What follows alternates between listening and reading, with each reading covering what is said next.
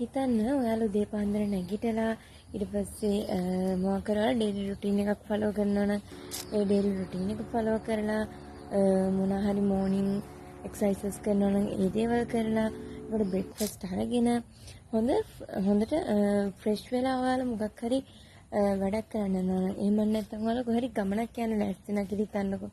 ඒ ගමන යන අතරතුර ඔයාලා මොකක් හරි කියන්නේ ඔයාලගේ හිතට වද දෙන මොකක් හරි දෙයක් දකිනවා. නිකන් හිතන්න ඔයාලා දකිනවා මොකක් හරි ඇක්සිඩන්ට් එකක් එහෙම නැත්නම් වෙන මොකක් හරි ඔයාලගේ හිතට අවුල් වෙන මොකක් හරි දෙයක් දකිනවා. ඒක දැක්කට පස්සේ ඒ වෙලාවෙ ඉඳලා අපිට දවසම මතක් වෙන්නේ නේද? සමහරවිට මේක ඕනම කෙනෙක්ට එක්ස්පීරියන්ස් කරන්න ලැබිලා තියෙන දෙයක්. උදාහරණයක් විදිහට ගත්තොත් අද මටත් ඒ වගේ දෙයක් වුණා. කියන්නේ ඒකින්දම තමයි මම මේක ඔයාලත් එක්ක පොඩක් ෂෙයා කරගන්නත් හිතුවේ. කියන්නේ හිතට අවුල් වෙන දෙයක් අද මම උදේ දැක්කා. ඒ වෙලාවේ ඒක දැක්ක වෙලාවෙ ඉඳලා මම ක්ලාස් එකට ගිය වෙලාවෙ ඉඳලා මට හිතෙන්නේ මේ දේ ගැන.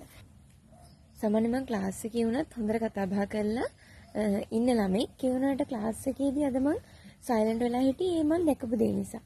හැබැයි ඒක ගැන මම කල්පනා කර ගෙදරෙද්දි මට හිතුණා මෙන්න මෙහෙම දෙයක්. දැන් ඔයාලා හිතන්නකෝ දැන් ඒ කල්පනා කරන්න මං වැය කරපු කාලේ කියන්නේ ක්ලාස් එක වෙලාවෙදිත් මං ඒ ගැන හිතුවා. ඒක මං දැකපු වෙලාවෙදිත් ඒ දේ මං හිතුවා. හැබැයි ඒකට දීපු ફોකස් එක අපි වෙන කියන්නේ අපේ ස්ටඩි වැඩකට අපි ફોකස් එක දුන්නා. ඒ කියන්නේ සරලව මෙන්න මේක. හිතන්න දැන් ඔයාලා මොකක් හරි දෙයකට මොකක් හරි දෙයක් දකිනවා. ඒක දැක්කට පස්සේ ඔයාලට ඒ දේ හිතින් අයින් කරගන්න අමාරුයි. කියන්නේ මුළු දවසම අප්සෙට්. කටිමකොත් මුළු දවසම අප්සෙට්. සරලවම ඒ දීපු ફોකස් එක අපි අපේ ඉගෙන ගන්න වැඩකට දුන්නා. අපි අපිට අදාළ නැති දෙයක් අපි දැකලා හිත ඒ දෙයට ફોකස් කරනවා වගේ අපි අකමැත්තෙන් හරි පාඩම් කරන දෙයට ඒ වගේ ફોකස් එකක් දුන්නොත් මොන වගේ ඉම්ප්‍රූව්මන්ට් එකක් ඔයාලගේ ස්ටඩීස් වල ගන්න පුළුවන් නේද?